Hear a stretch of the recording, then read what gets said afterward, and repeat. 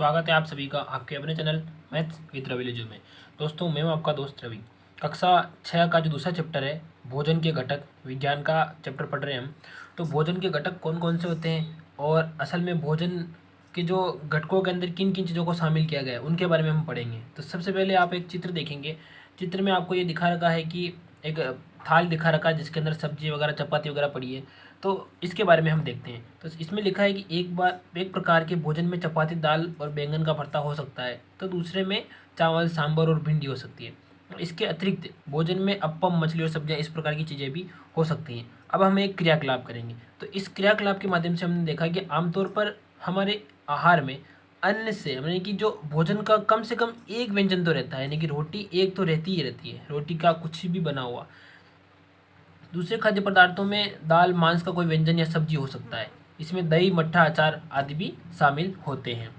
तो अब हम देखेंगे कि इस प्रकार से आहार में जो ये शामिल करना एक संतुलित जीवन शैली का एक उदाहरण है। कभी कभी क्या होता है कि हम अपने भोजन में इन सभी व्यंजनों को नहीं ले पाते। इसका कारण होता है कि या तो हम कहीं यात्रा में होते हैं, है ना, तो इस कारण हम उसको रास्ते में जो उपलब्ध होता है उसी से अपना काम चला लेते हैं। तो इनमें से कुछ लोगों को यह संभव नहीं हो पाता कि इस तरह के विविध व्यंजन हर समय खा सके। तो आहार में विभिन्न खाद्य पदार्थों के इस तरह के विवरण का न कोई आधार होना चाहिए, क्योंकि एक मतलब अपने को एक आधार होना चाहिए अपने शरीर के अंदर कि भाई हाँ, ये चीज़ तो शरीर के अंदर आवश्यक है और ये तो हमको खानी ही खानी है।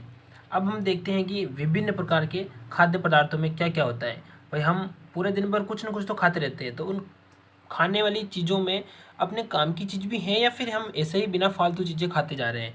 तो हम जानते हैं कि प्रत्येक व्यंजन कम से कम एक या एक से अधिक प्रकार की कच्ची सामग्री से बना होता है। जो सामग्री या तो हमें पादपों से प्राप्त होती है या फिर हमें जंतुओं से प्राप्त होती है। तो या तो जंतुओं से मिल रही है। अब इस कच्ची सामग्री में कुछ आवश्यक घटक होते हैं और इन आवश्यक घटकों को हम पोषक कहते हैं, पोषक तत्व कहते हैं एक तरीके से। और हमारे भोजन में मुख्य पोषक तत्व कौन कौन से होते हैं? पहला है कार्बोहाइड्रेट, है ना, दूसरा प्रोटीन, फिर वसा, विटामिन तथा खनिज लवण और जल, ये भी आवश्यक है। इसके अतिरिक्त हमारे भोजन में रुक्षांश व जल भी शामिल होता है, जैसे मैंने बताया, जिसकी हमारे शरीर को बहुत ज़्यादा आवश्यकता होती है। यानी कि जल के बिना अपने शरीर के अंदर कुछ काम नहीं हो सकता, एक तरीके से समझ लीजिए। अब एक हमारा प्रश्न है जिसके अंदर ये है कि क्या सभी खाद्य पदार्थों में पोषक तत्व उपलब्ध होते हैं क्या? कुछ साधारण विधियों से हम यह जान सकते हैं। तो साधारण विधि क्या है? या तो कच्चा या पक्का भोजन होता है, उसके अंदर पोषक तत्व कौन कौन से हैं, जैसे कार्बोहाइड्रेट, प्रोटीन, वसा, प्रोटीन, तो इनका हम परीक्षण करते हैं। तो उस परीक्षण के द्वारा हम ये बता सकते हैं कि इसके अंदर कितने पोषक तत्व हैं, कि अच्छा हैं या नहीं हैं, या ऐसे ही हम इसको भोजन को बिना वजह ही इसको खा रहे हैं। तो इसके लिए हम क्या करेंगे? क्रियाकलाप करते हैं। तो विभिन्न जो खाद्य पदार्थ होते हैं, जो विभिन्न खाद्य पदार्थों में क्या होता है कि उनकी कार्बोहाइड्रेट, वसा, प्रोटीन, विटामिन, खनिज लवण, इस प्रकार की जो चीज़ें हैं उनको हम एक प्रयोग करके देखते हैं। और प्रयोग करने के बाद हम बता सकते हैं कि हाँ, इसमें जो कार्बोहाइड्रेट, वसा, प्रोटीन, विटामिन बता रखा है जो है क्या नहीं है। तो इसके लिए हम क्या करेंगे? सबसे पहले आयोडीन का तनु विलयन बनाने के लिए जल में आधी भरी परख नली में कुछ बूंदे टिंचर आयोडीन की डाल देते हैं। फिर क्या करते हैं? कॉपर सल्फेट विलयन होता है, उसमें 100 मिलीलीटर जल में 2 ग्राम कॉपर सल्फेट घोलने से बन जाता है। 100 मिलीलीटर जल में 10 ग्राम कॉस्टिक सोडा डालने से भी अभिष्ट कास्टिक सोडा तैयार मिल जाता है। तो इस प्रकार की चीज़ें अगर आपके पास उपलब्ध हैं तो ये कर पाते हैं, लेकिन जनरली ऐसी चीज़ें अपने पास उपलब्ध नहीं हो पाती हैं, तो ये हम चेक नहीं कर पाते, एक तरीके से समझ लेना।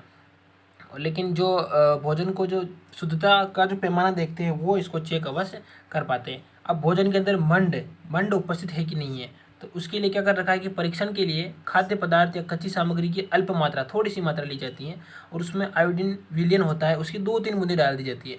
खाद्य पदार्थ के रंग में होने वाले परिवर्तन को देखते हैं, क्या यह नीला या काला हो गया है? यह नीला या काला रंग मंड की उपस्थिति को बताता है। यानी कि अगर नीला या काला हो जाए तो इसके अंदर मंड उपस्थित हैं। इस प्रकार से आप प्रोटीन की भी जांच करते हैं।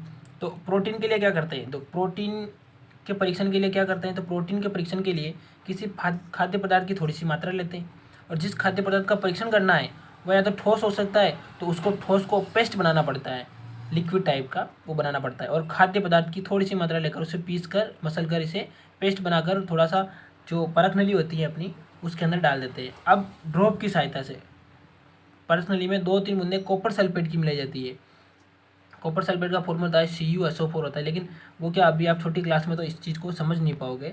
तो कॉपर सल्फेट का जो थोड़ी सी विलन होता है उसकी बूंदे डाल देते हैं और इसे अच्छी प्रकार से मिला देते हैं। फिर क्या होता है, फिर जो होता है परख नली के अंदर, वो उसका हम परीक्षण करके देखते हैं कि असल में हुआ क्या है। तो थोड़ी देर बाद हम देखते हैं कि जो जो परख नली होती है उसमें बैंगनी रंग का हो जाता है। बैंगनी रंग खाद्य पदार्थ में प्रोटीन की उपस्थिति को दिखाता है, यानी कि अगर बैंगनी रंग आ गया है तो इसका मतलब ये है कि जो अपना खाद्य पदार्थ है उसके अंदर प्रोटीन विद्यमान है। अब आता है सबसे इम्पोर्टेंट वसा। वसा आजकल बहुत ज़्यादा खाई जाती है, इसके कारण फैट यानी कि मोटापा आ जाता है। तो वो कितनी मात्रा में उपलब्ध है तो उसको देखने के लिए भी परीक्षण किया जाता है। तो सबसे पहले वही कि एक थोड़ी सी मात्रा ले ली जाती है और उसका हल्का सा पेस्ट वगैरह या फिर वो बना लिया जाता है। देखो वसा के लिए सिंपल सा फॉर्मूला है। एक सिंपल सा वाइट कागज़ लेंगे, है ना, और उस पर थोड़ी सी जो मात्रा है जो कागज़ पर अपन रगड़ देंगे उस पर, और रगड़ने के बाद क्या होगा कि जो कागज़ होता है ना उसके ऊपर जो तेल की जो मात्रा होती है ना, तेल या घी यानी कि वसा ही है एक तरीके से, तो वो उसके ऊपर जम जाता है एक तरीके से। तो उससे हमें ये चीज़ पता चल जाती है कि इसके अंदर जो वसा विद्यमान है उस भोजन के अंदर। अब बात करते हैं कि विभिन्न जो पोषक पदार्थ होते हैं हमारे शरीर के लिए क्या करते हैं, वो अंदर जाकर मतलब अगर खा तो रहे लेकिन काम के क्या है। तो बताते हैं कि कार्बोहाइड्रेट मुख्य रूप से हमारे शरीर को ऊर्जा प्रदान करता है कार्बोहाइड्रेट से, और वसा से भी ऊर्जा मिलती है, ऐसा कुछ नहीं है। वास्तविकता यह है कि कार्बोहाइड्रेट की तुलना में वसा की समान मात्रा से हमें अधिक ऊर्जा प्राप्त होती है। वसा और कार्बोहाइड्रेट भोजन को ऊर्जा देने वाला भी कहा जाता है। अब भोजन के जो बारे में फ़ोटो देख लेंगे आप, यहाँ पे ये फ़ोटो दिख रहा है आपको, फ़ोटो देखेंगे आप, ये देखो इस प्रकार की चीज़ें होती हैं, ये आपकी बुक में बनी हुई है, आप वहाँ से भी देख लेंगे। फिर ये तेल वगैरह के, सूरजमुखी का तेल वगैरह ने इस प्रकार का दिखा रखा है। फिर नीचे वसा के स्रोत वाले बता रहे कि पादप से क्या क्या मिलते हैं और हमें इन जंतुओं से क्या मिलते हैं, और जो अंडा मछली इन प्रकार की चीज़ों में ये जो नॉनवेज वगैरह खाते हैं उनसे हमें क्या प्राप्त होता है, इस प्रकार की चीज़ें लिखी हुई है। अब देखते हैं कि जो प्रोटीन की आवश्यकता हमारे शरीर में वृद्धि तथा स्वस्थ रहने के लिए आवश्यक होती है। प्रोटीन युक्त भोजन को प्राय शरीर वर्धक भोजन कहा जाता है। शरीर की हड्डियां वगैरह इससे मजबूत होती है प्रोटीन से, और शरीर सुडौल और मजबूत बनता है। विभिन्न रोगों से हमारे शरीर की रक्षा करने के लिए प्रोटीन हमारी आँख, अस्थियाँ, दांत और मसूड़ों को स्वच्छ रखने के लिए सहायता करता है। और कई प्रकार के जो विटामिन होते हैं जिन्हें अलग अलग नामों से जाना जाता है, कुछ विटामिन के जैसे नाम बता देता हूँ मैं आपको, vitamin A, B, C, D, E, K इस प्रकार से जाना जाता है। विटामिन के समूह में विटामिन बी कॉम्प्लेक्स रहता है, यानी कि मिक्स हुआ मिलता है। और हमारे शरीर में विभिन्न प्रकार के प्रोटीन की भी आवश्यकता होती है। अब प्रोटीन की जो आवश्यकता इतनी ज़्यादा नहीं होती, लेकिन अल्प मात्रा में प्रोटीन की आवश्यकता ज़रूर होती है। अब प्रोटीन की आवश्यकता क्यों पड़ती है हमारे शरीर को, तो देखिए विटामिन ए वगैरह जिसको प्रोटीन होता है हमारी त्वचा और आँख को स्वस्थ रखने के लिए आवश्यक होता है। विटामिन सी रोगों से लड़ने के लिए रोग प्रतिरोधक क्षमता हमें शरीर को प्रदान करता है। विटामिन डी हड्डियाँ मजबूत करता है और दांतों को भी मजबूत बनाता है, जिसमें ये कैल्शियम से मिलकर ये हमारी हड्डियों को मजबूत करता है। इस प्रकार जो हमारा भोजन है उसके अंदर विटामिन, प्रोटीन इस प्रकार की भरपूर मात्रा हमें लेनी चाहिए ताकि हमारा शरीर स्वस्थ रहे, और शरीर स्वस्थ रहेगा तभी सब कुछ काम हम कर पाएंगे और देश के भी काम आ पाएंगे। क्योंकि कहा गया है कि पहला सुख निरोगी काया, आप स्वस्थ रहेंगे तभी अच्छा कर पाएंगे। हमारे शरीर में खनिज लवणों की आवश्यकता अल्प मात्रा में होती है।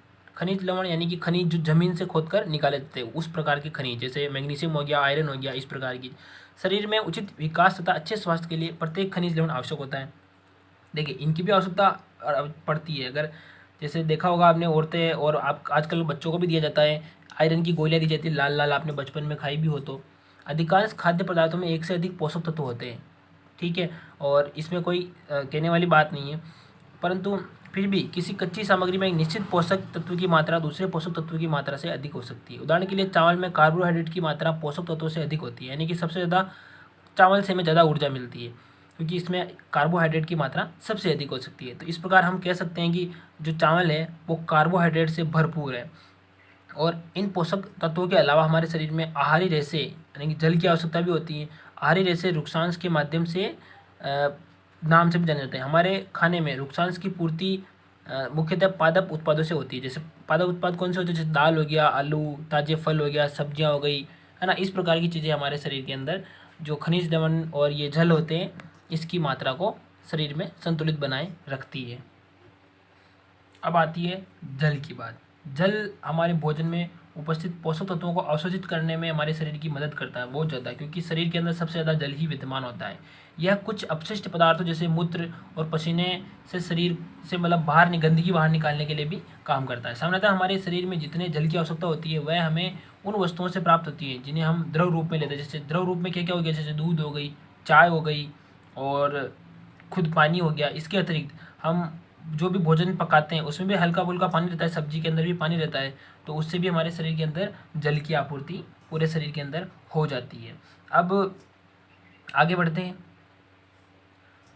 आपने फल भी खाए होंगे जैसे तरबूज हो गया, ये भी हमारे शरीर के अंदर पानी की कमी को पूरा करता है। अब हम पढ़ते हैं संतुलित आहार के बारे में। संतुलित आहार आखिर क्या है? हमें डॉक्टर भी कहता है कि संतुलित आहार खाना चाहिए जिससे बीमारियों से लड़ने में हमें सहायता प्रदान होती है। सामान्यतः पूरे दिन में जो कुछ भी हम खाते हैं उसे आहार कहते हैं। ओके, देन हमारे शरीर में वृद्धि एवं अच्छे स्वास्थ्य को बनाए रखने के लिए हमारे शरीर में वे सभी पोषक तत्व उचित मात्रा में होने चाहिए जिसकी हमारे शरीर को आवश्यकता होती है। कोई भी पोषक तत्व न तो कम होना चाहिए और न ही अधिक होना चाहिए। हमारे आहार में पर्याप्त मात्रा में सब कुछ चीज़ें विद्यमान होनी चाहिए, तभी हम उस भोजन को जो हम खाएंगे उसको हम संतुलित आहार कहेंगे। ठीक है, तभी हम कहा जाएगा। अगर उसमें किसी चीज़ की कमी होगी या कुछ ज़्यादा कम होगा तो उसको संतुलित आहार नहीं कहेंगे। एकदम व्यवस्थित होना चाहिए खाना। ओके, अब पढ़ते हैं। क्या आप सोचते हैं कि किस प्रकार, मतलब ऐसा भी होता है कि किस प्रकार, जैसे ज़्यादा उम्र है तो उसको ज़्यादा संतुलित आहार व्यवस्थित खाना चाहिए क्योंकि उस समय उसकी हड्डियाँ वगैरह मजबूत हो रही होती है। किशोरावस्था में हमें अधिक से अधिक संतुलित आहार पर ध्यान दिया देने के लिए कहा जाता है। तो ऐसा क्यों? तो इसके बारे में भी हम अध्ययन करेंगे। अब संतुलित आहार की तो बात मैंने कह दी, लेकिन संतुलित आहार में आखिर है क्या, इसमें होता क्या है? तो जो दालें होती हैं, मूंगफली, सोयाबीन, अंकुरित बीज, मूंग दाल, चना, है ना, जो किण्वित भोजन यानी कि जो जैसे दक्षिण भारत में खाते हैं वैसे इडली हो गया, आटे का मिश्रण, अपने यहाँ पे जो होते हैं ना गेहूँ, उसको सेक पर जो थोड़ा गला कर वो भी खाया जाता है। और चने हो गए, चने को भी खाया जाता है। थेपला, अनाज, दालें आदि, केला, पालक, सत्तू, गुड़ और इस प्रकार की चीज़ें, और सब्जियां हो गई, है ना, और फल हो गए। इसलिए कोई भी व्यक्ति अल्प मात्रा में इसका खाकर अपने भोजन में संतुलित आहार को शामिल कर सकता है। उचित मात्रा में अगर खाएंगे तो हमारे शरीर में किसी चीज़ की कमी नहीं होगी। पोषक तत्व नष्ट न हो इसके लिए हम उन्हें पकाकर खाते हैं, हल्का पकाकर खाते हैं। और छिलका उतार कर, यदि सब्जियां होती तो उनको छिलका उतार कर हल्का से धो लेते हैं ताकि जो उन पर गंदगी लगी हो वो साफ़ हो जाए और अच्छे से धोकर हम उनको उनका सेवन कर सकते हैं ताकि हमारे शरीर में जो पोषक तत्व है उनकी कमी ना हो। अब हम जानते हैं कि हमारे भोजन को पकाने से भोजन का स्वाद बढ़ता है, तो इसे पचाने में आसानी होती है और इसके साथ साथ पकाने में कुछ पोषक तत्वों की हानि भी हो सकती है। तो यदि जो भोजन पका रहे हैं अत्यधिक जल का उपयोग किया जाता है और बाद में उसे फेंक दिया जाता है तो लाभदायक प्रोटीन उसके अंदर रह जाते हैं। जैसे दाल बनाई और दाल के अंदर पानी, जैसे अपन उसको पानी के अंदर डाल के उसको अच्छे से पकाते हैं, तो अगर उस पकाए हुए पानी को हम फेंक कर दूसरा पानी उसके अंदर मिला देते हैं तो फिर तो उसके पोषक तत्व सारे उस पानी के अंदर चले गए ना, फिर क्या मतलब उसको खाने का। तो इस प्रकार से हमें नहीं करना चाहिए। पकाने में विटामिन सी आसानी से नष्ट हो जाता है क्योंकि विटामिन सी जो हमें खट्टे फलों में मिलता है। तो इस प्रकार की जो चीज़ें, जैसे आम हो गया, आम के अंदर आम खट्टा है, इमली हो गया, टमाटर हो गया, तो इस प्रकार की चीज़ों को गर्म करने पर जो विटामिन सी खत्म हो जाता है। तो फिर क्या करना चाहिए? तो हमें कच्चे जो फल होते हैं वो भी हमें खाने चाहिए ताकि जो हमारे शरीर के अंदर विटामिन सी है वो भी पूरी तरीके से अपने शरीर के अंदर चला जाए। ठीक है, तो इस प्रकार से हमें ये करना चाहिए। अब अगर ऐसा करेंगे, हम अच्छे से व्यवस्थित खाएंगे, फिर भी अगर बहुत लोगों को क्या हो जाता है कि किसी चीज़ का रोग हो जाता है, तो रोग आखिर क्यों हुआ उसके बारे में हम अध्ययन करते हैं कि अगर उसने संतुलित आहार खाया तो फिर उसको रोग कैसे हो सकता है। भाई अपन ने बताया कि अगर संतुलित आहार खाएंगे तो बीमार नहीं पड़ेंगे, तो इसका क्या कारण है, तो उसके बारे में पढ़ते हैं। तो सबसे पहले एक व्यक्ति होता है, तो उसने खाने के लिए पर्याप्त जो भोजन होता है वो भी खा रहा है, लेकिन कभी कभी उसके भोजन में किसी विशेष पोषक तत्व की कमी रहती है। यदि कमी लंबी समय तक रहती है तो वह व्यक्ति अभाव के कारण ग्रसित हो जाता है और बीमार हो जाता है। ठीक है, और उसे अभावजन्य रोग कहते हैं, यानी कि किसी चीज़ की कमी हो गई। मैंने बताया था कि कोई अगर दुबला पतला इस तरीके से हो जाता है तो कहते हैं कि आयरन की कमी हो गई, तो वो आयरन खनिज लेवन है, तो उसकी कमी के कारण वो ऐसा हो रहा है। तो लंबे समय तक उसने आयरन की कमी महसूस की, इसलिए उसके अंदर बीमारी प्रकट हुई। यदि कोई व्यक्ति अपने भोजन में पर्याप्त मात्रा में प्रोटीन नहीं ले रहा है तो उससे कुछ रोग भी हो सकते हैं, जैसे वृद्धि होना अवरुद्ध हो जाएगा, है ना, चेहरे में सूजन आ जाएगी, बालों का रंग फीका पड़ जाएगा और उड़ने लग जाएंगे, त्वचा की बीमारियाँ हो जाएगी, खुजली वगैरह इस प्रकार की बीमारियाँ होने लग जाएगी। और यदि प्रोटीन और कार्बोहाइड्रेट दोनों में ही किसी व्यक्ति के आहार में लंबे समय तक शामिल नहीं करेंगे तो उसकी जो वृद्धि है वो अवरुद्ध हो जाएगी, वो लंबाई वगैरह कुछ चीज़ें जो हड्डियाँ वगैरह मजबूत नहीं होगी, ऐसा व्यक्ति दुबला पतला हो जाएगा और वह इतना दुर्बल हो जाएगा कि चलने में भी असमर्थ होगा और विभिन्न बीमारियों से ग्रसित हो जाएगा।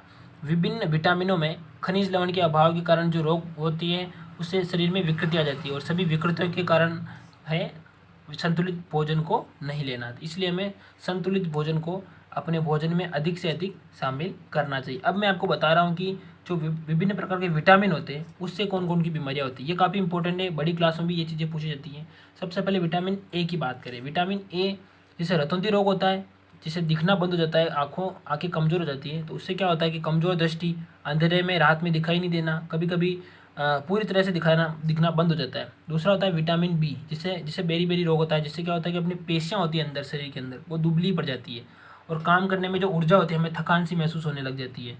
और फिर करते हैं विटामिन सी की बात। विटामिन सी हमें कहाँ से मिल रहा है? खट्टे फलों से। तो उससे स्कर भी होता है। स्कर यानी मसूड़े के अंदर सूजन आना, उनके अंदर खून आना, घाव हो जाना और फिर घाव भरने में बहुत ज़्यादा टाइम लगना। तो ये किसके कारण हुआ? विटामिन सी के कारण हुआ। अब बात करते हैं विटामिन डी जो हमें धूप से मिलता है, जिसे रिकेट्स रोग होता है। तो उससे क्या होती है? हड्डियाँ कमज़ोर हो जाती है, मुलायम हो जाती है और उनमें दर्द देता है लगातार।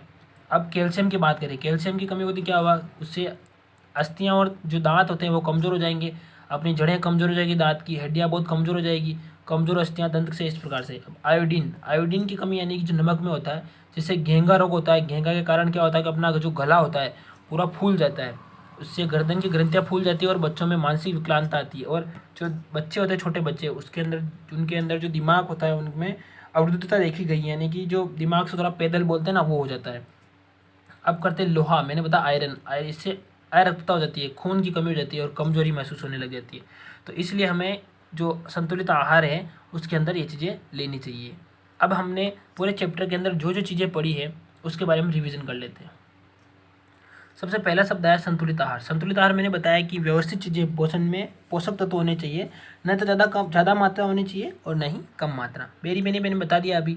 कार्बोहाइड्रेट जिससे ऊर्जा मिलती है शरीर को, ऊर्जा शरीर को चलाने में, कहीं जाने आने में, चलने में, हर चीज़ में ऊर्जा खर्च होती है, तो ऊर्जा भी आवश्यक है। वसा जो फैट बोलते हैं हमारे शरीर के अंदर, जो त्वचा होती है वहाँ कार्य करती है। खनिज लवण जो खनिज यानी कि जो ज़मीन से खोद कर निकाले जा रहे हैं और जो हमें पौधों से मिल रहे हैं या फिर जंतुओं के दूध से वगैरह मिल रहे हैं। पोषक तत्व तो हमारे शरीर में मैंने बताया कार्बोहाइड्रेट, वसा, प्रोटीन, विटामिन, खनिज लवण और जल, इस प्रकार के। और प्रोटीन, रक्षांश, भी इस प्रकार के मैंने अभी सारे जो मैंने यहाँ नीचे आपको बताए हैं। अब एक बार समरी लगा लेते हैं इसकी कि इसमें हमने क्या क्या पढ़ा है। पहला पढ़ा कि हमारे भोजन के जो मुख्य पोषक तत्व होते हैं उसमें वसा, प्रोटीन, विटामिन, कार्बोहाइड्रेट, वसा, ये ना विटामिन सब होते हैं। इसके अतिरिक्त भोजन में आहार, रेशे और जल भी होता है। कार्बोहाइड्रेट, वसा हमारे शरीर में मुख्यतः ऊर्जा प्रदान करते हैं। प्रोटीन तथा जल, खनिज लवण ये हमारे शरीर में वृद्धि और विकास के लिए आवश्यक होते हैं। विटामिन हमारे शरीर को रोगों से लड़ने में सहायता प्रदान करते हैं। संतुलित आहार से हमें रोगों से लड़ने की क्षमता मिलती है और आवश्यक सभी पोषक तत्व से हमारे शरीर में उचित मात्रा होने से हमें बीमारी जल्दी नहीं होती। हमारे आहार में लंबी अवधि तक एक या एक से अधिक पोषक तत्वों की कमी हो जाती है तो हमें उसके कारण जो रोग हो जाता है, तो इस रोग से बचने के लिए हमें पोषक तत्वों को उचित मात्रा में लेने चाहिए। तो सबसे पहला क्वेश्चन है आपका कि हमारे भोजन में मुख्य पोषक तत्वों के नाम बताइए। मैंने बताया कार्बोहाइड्रेट, वसा, प्रोटीन, विटामिन, खनिज लवण और जल, है ना। निम्नलिखित के नाम लिखिए। पोषक जो हमारे मुख्य रूप से हमारे भोजन में ऊर्जा प्रदान करते थे। मैंने बताया ऊर्जा कहाँ से मिलेगी? कार्बोहाइड्रेट से मिलेगी। तो कार्बोहाइड्रेट हो गया, वसा भी हो गया, तो दोनों का नाम लिख देंगे, कार्बोहाइड्रेट और वसा। नेक्स्ट दूसरा है कि पोषक जो हमारे शरीर में वृद्धि और अनुरक्षण करता है। वृद्धि कौन करता है? वृद्धि प्रोटीन से होती है ना। प्रोटीन और विटामिन ये जो हमारे महत्वपूर्ण होते हैं, तो प्रोटीन का नाम इस जगह पर लिख लेंगे। गए वाला है कि वह विटामिन जो हमारी दृष्टि देखने के लिए आवश्यक है, तो वो होता है विटामिन ए। जो विटामिन ए जो जिसमें होता है कि जिसके कारण हमें दिखना बंद हो जाता है, रतौंधी नामक रोग होता है, तो विटामिन ए का नाम लिखेंगे। फिर नेक्स्ट है कि वह खनिज जो अस्थियों के लिए आवश्यक है, हड्डियों के लिए, तो वह खनिज लवण कौन सा होगा? खनिज लवण वह होगा जो हड्डियों के लिए, विटामिन डी। वैसे विटामिन का नाम लेंगे तो डी होगा। और प्रोटीन, विटामिन, है ना, प्रोटीन विटामिन हमारे शरीर के लिए, हड्डियों के लिए आवश्यक होती हैं। अब नेक्स्ट है कि ऐसे पदार्थ जो खाद्य पदार्थ के नाम से जो निम्न पोषक तत्व इसमें मात्रा प्रचुर होती है। हाँ, तो वसा, वंड, आहारी, रेसे इनमें। तो ऐसे 2 खाद्य पदार्थों के नाम बताने जिसमें प्रचुर मात्रा में जो पोषक तत्व पाए जाते हैं। तो उसमें वसा हो गया, आहारी रेसे, प्रोटीन वगैरह हो गया, है ना, इस प्रकार से। अब नेक्स्ट है जिसमें आपको सही गलत लगाना है। सही गलत कैसे लगाएंगे, तो इनमें से सही, केवल चावल हमारे खाने से हम अपने शरीर को पोषण की आवश्यकताओं को पूरा कर सकते हैं? जी बिल्कुल नहीं, क्योंकि चावल से काम नहीं चलेगा, दूसरी चीज़ें भी खानी पड़ेगी। संतुलित आहार खाकर अभावजन्य रोगों की रोकथाम की जा सकती है? बिल्कुल जी सर, की जा सकती है। संतुलित आहार में नाना प्रकार के खाद्य पदार्थ होने चाहिए? बिल्कुल। शरीर को सभी पोषक तत्व उपलब्ध कराने के लिए केवल मांस अपर्याप्त है? मांस पर्याप्त है क्या? बिल्कुल नहीं, मांस से काम नहीं चलेगा, सब चीज़ें खानी पड़ेगी, मैंने बताया। पहला है कि विटामिन डी के अभाव में कौन सा रोग होता है? डी के कारण होता है रिकेट्स। क्या होता है? रिकेट्स। रिकेट्स होता है, जिससे क्या होता है कि जो हड्डियाँ वगैरह सब कमज़ोर हो जाती है। विटामिन बी की कमी से कौन सा होता है? विटामिन बी की कमी से होता है बेरी बेरी, ठीक है, बेरी बेरी। और विटामिन सी के अभाव में कौन सा होता है? विटामिन सी के अभाव में मैंने यहाँ लिख रहा हूँ, रतौंधी होता है, रतौंधी। रतौंधी क्या होता है? रतौंधी से आँखें में दिखता नहीं है। हमारे भोजन में अब किसके अभाव में रतौंधी होता है? तो विटामिन ए के अभाव में हमें रतौंधी होता है। तो ये आप लिख लेंगे। ओके, मैं इसको मिटा रहा हूँ, वीडियो को पॉज करके आप इसके लिख लेंगे। तो ये था आपका दूसरा चैप्टर। आई होप कि आपको मज़ा आया होगा चैप्टर पढ़ने में। इसी प्रकार से हमारे साथ बने रहे और आपका सपोर्ट दिखाने के लिए हमें वीडियो को लाइक करें और चैनल को शेयर करें दोस्तों के साथ। और अगर आप नए हैं चैनल पर तो वीडियो को लाइक करके चैनल को सब्सक्राइब कर दें। मिलते हैं अगली वीडियो में, तब तक अपना ख्याल रखें। जय हिंद।